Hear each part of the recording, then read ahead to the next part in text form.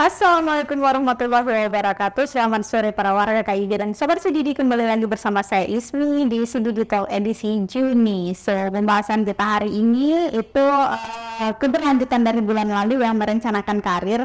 Nah, untuk kali ini tuh masih nyambung ya sama pembahasan bulan lalu, dan di sini juga kita menghadirkan seorang yang bisa dibilang pakar. Itu tapi yang beneran pakar itu bapak ini ya. Oke, selamat datang Pak Darul Rahim ya. Selamat datang. Assalamualaikum warahmatullahi wabarakatuh. Waalaikumsalam. Sebenarnya bapak ini tuh udah berapa kali sih ngisi, cuman karena hari ini bisa dibilang beliau ada spesialisnya, jadi beliau kita hadirkan lagi untuk memberi kita insight yang lebih luas. Oke. So hari ini kita Pak bahas tentang personal branding. Itu mungkin buat kebanyakan warga KIB dan adik-adik kita di dormitory, itu personal branding itu apa sih sebenarnya gitu. Mungkin bisa dijelasin sedikit definisi dari personal branding itu apa gitu. Baik, nah sahabat CCD dimanapun Anda berada, bahwa personal branding itu sangat penting karena membangun sebuah persepsi yang kita harus memilih nih, karena membangunnya ini berhubungan dengan orang lain. Bagaimana ketika kemudian orang lain itu mempunyai persepsi kepada kita. Contoh ketika Kak Ismi nih jadi penulis, bagaimana kemudian membangun sebuah persepsi itu kepada orang lain agar supaya Kak Ismi itu di dalam persepsi orang itu memang penulis. Oh, berarti saya di mata orang dikenal sebagai seorang penulis. Oke. Nah, tentu best practice-nya adalah contoh misalkan Kak Ismi sebagai penulis. Orang tidak akan tahu ketika Kak Ismi ini seorang penulis ketika Kak Ismi ini tidak mempunyai portfolio atau mempersepsikan diri sebagai seorang penulis. Akan tetapi yang lebih penting adalah contoh misalkan Kak Ismi penulis, tapi bagaimana mendeliver kepada persepsi kepada orang yang sehingga membangun orang tersebut bahwa oh ternyata Kak Ismi yang penulis. Tapi kan kita harus membangun brand itu kan membangun sesuatu yang wow gitu kan, ya kan? Sebetulnya mbak ya. Kalau nggak begitu bukan branding kan? Oh, bukan branding. Sehingga ketika Kak Ismi akan membangun sebuah diri pribadi yang sudah mempunyai portfolio penulis, berarti ditambah satu lagi, Kak Ismi penulis hebat. Nah sehingga nantinya itu Kak Ismi mempunyai blueprint terkait dengan bahwa ini loh saya penulis hebat, sehingga bagaimana kemudian mendeliver kepada publik atau kepada orang itu bahwasanya Kak Ismi bagaimana hebat, sehingga apa portfolionya terkait dengan cara bicaranya, terkait kemudian cara dandannya, terkait dengan cara langkahnya, terkait dengan bahkan sepeda motornya dan lain sebagainya. Semuanya ada sebuah brand bahwa mencerminkan Kak Ismi adalah penulis hebat. Akan tetapi yang tidak kalah penting ini teman-teman sahabat CDD yang dimanapun Anda berada, yang tidak kalah pentingnya adalah bagaimana mencari segmen orang yang kita akan tuju. Contoh misalkan Kak Ismi adalah memposisikan sebagai memposisikan blueprintnya penulis yang hebat, tapi ternyata membangunnya dan membenefitnya adalah kepada orang-orang komunitas UMKM, nggak nyambung. Oh, target ibaratnya market daripada blueprint kita itu agar supaya sampai kepada orang tersebut. Iya, yang menjadi target dari branding kita tadi itu. Nah, itu sehingga apa yang dicari. Contoh misalkan ketika penulis hubungannya adalah dengan siswa. Hubungannya adalah dengan mahasiswa. Hubungannya adalah dengan guru-guru dan lain sebagainya. Oh, iya, para akademisi misalnya. Nah, itu juga tidak cukup. Makanya personal branding, ketika branding kita sudah dapat nih di orang itu kita sudah dapat orang tersebut ya, Kak Esmi memang hebat loh, memang hebat, penulis memang hebat gitu. Ternyata itu tidak berakhir di situ. Karena kenapa? Banyak sekali coba contoh. Betapa merek-merek atau branding yang terkenal sekarang tinggal kenangan. Contoh misalkan kayak Kodak, contoh Nokia, contoh misalkan kayak BlackBerry. Semuanya ada dulu booming. Akan tetapi sekarang tinggal kenangan.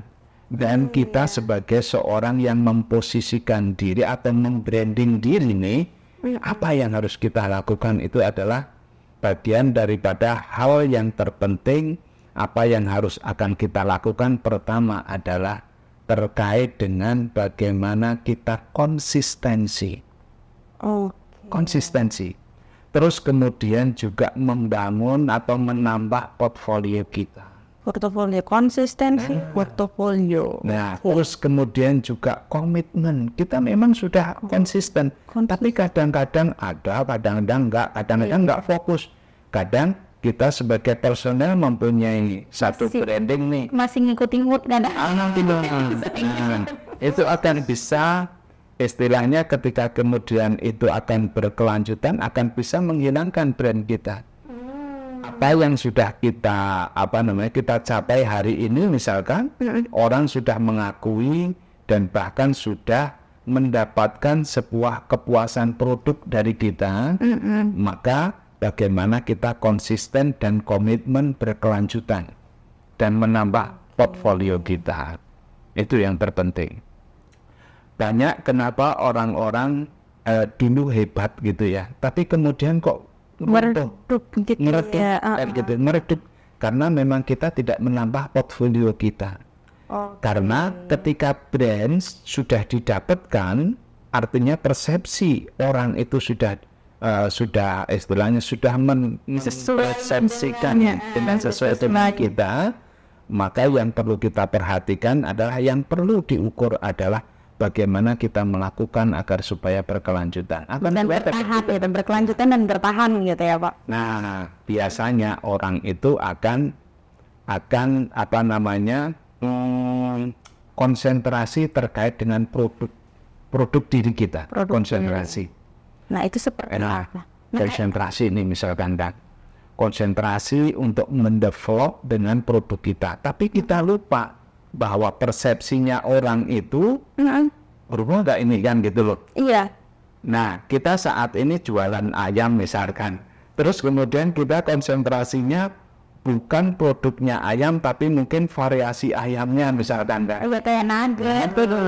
Gitu. Nah, kita melupakan nih bahwanya branding itu adalah ada korelasinya dengan produk, memang ada, tapi adalah korelasi yang terberat adalah terkait dengan blueprint yang pertama tadi. Kalau memang Kak Esmi sebagai penulis, bagaimana kemudian ini mempertahankan terus sebagai penulis. Jadi tidak lagi kemudian ternyata Kak Esmi mempunyai yang lain loh, misalkan seperti itu ya. Itu akan pecah persepsinya. Terus kemudian besoknya, Kak Esmi ternyata suka cerita loh. Kak Esmi ternyata suka ini loh. Terus kemudian itu juga dibangun bersamaan misalnya.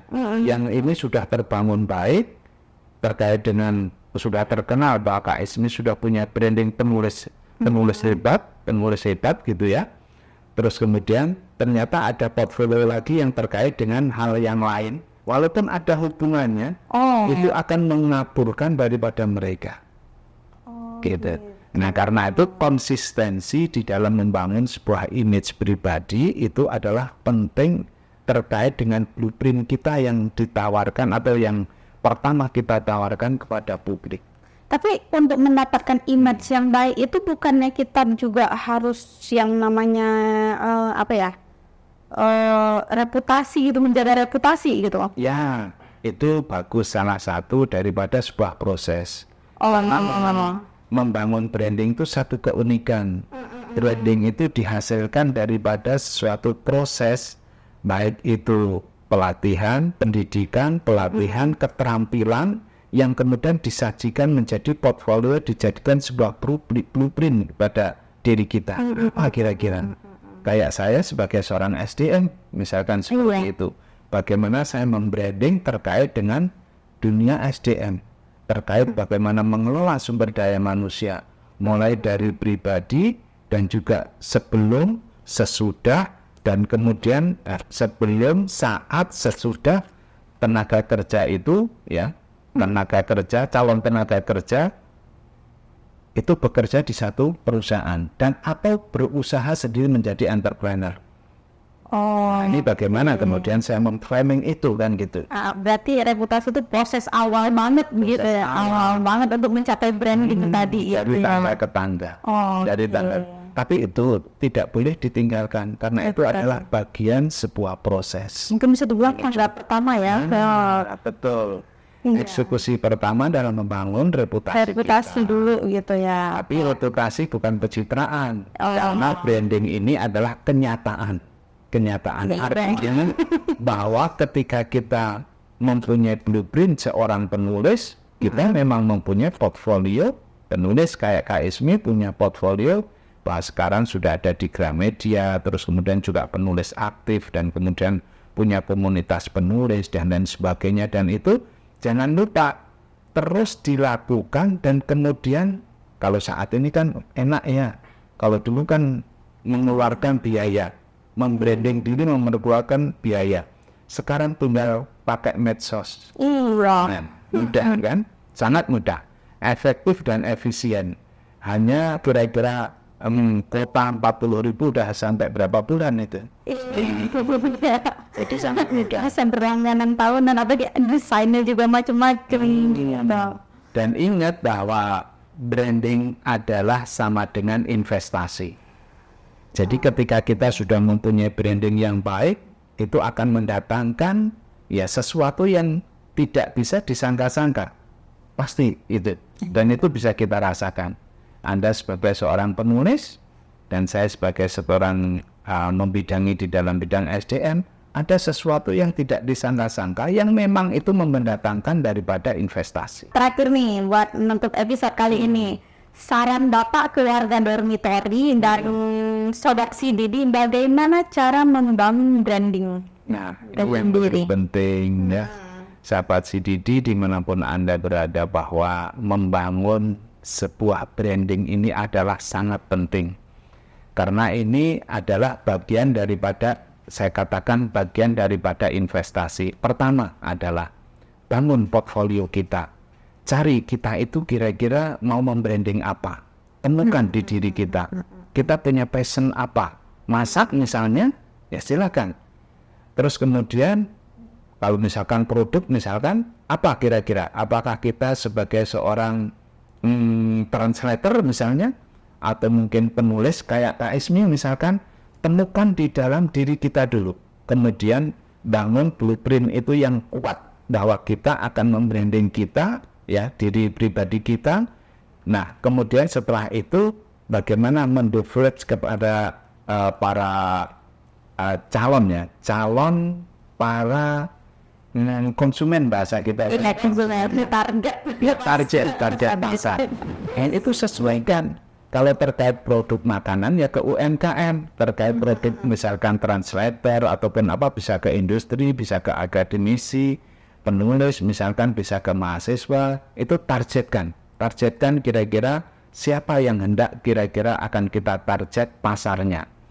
Kemudian yang selanjutnya adalah continue menciptakan sebuah portfolio untuk menguatkan bahwa diri kita ini adalah memang seorang penulis misalkan, atau seorang translator misalnya, atau seorang akademisi misalnya. Itu dikuatkan.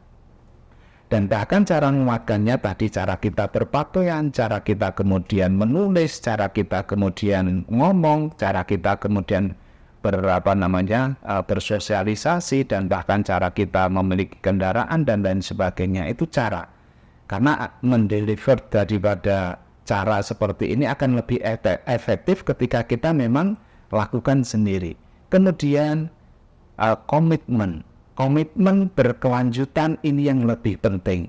kadang kita lelah, kadang kita lupa, kadang kita mungkin barangkali tidak mood, kadang mungkin ada masalah pribadi, sehingga kita lupa nih branding kita dan lain sebagainya, atau masalah produk kita sendiri. Ketika kita sudah komitmen, ketika kita lelah, ketika kita apapun, kita akan tetap bagaimana agar supaya network kita ataupun jaringan kita yang sudah terbangun itu tetap terjaga, persepsinya terjaga. Dan kemudian branding itu bukanlah merupakan akhir, tapi permulaan. Nah, sehingga bagaimana agar supaya kita menjaga permulaan itu lebih bagus, kita kembangkan portfolio kita, keterampilan kita. Karena personal branding ataupun branding itu adalah hasil daripada pengajaran kita atau pendidikan, kemudian pelatihan kita dan pengalaman kita yang semuanya terbungkus di dalam sebuah skill atau keterampilan. Nah, itulah cara efektif untuk membangun branding agar supaya persepsi orang tetap nempel, dan kemudian bersamaan itu kita tetap membangun sebuah kontinuitas komitmen untuk membangun portfolio untuk penguatan itu agar supaya tidak hilang. Berarti personal branding ini sebenarnya itu proses belajar yang nggak pernah berakhir, dan gitu ya intinya, yang dimana kita terus berkembang gitu ya. Oke, Karin, terima kasih banyak waktunya ya, dan ilmunya juga. Soalnya nanti next sharing lagi boleh ya terkait ini, kayaknya seru sih. Atau yang buat sobat CDD dan para warga KIB, sekian CDD Talk untuk edisi Juni kali ini. Saya Ismi dan kami mohon pamit undur diri. Assalamualaikum warahmatullahi wabarakatuh. Waalaikumsalam warahmatullahi wabarakatuh.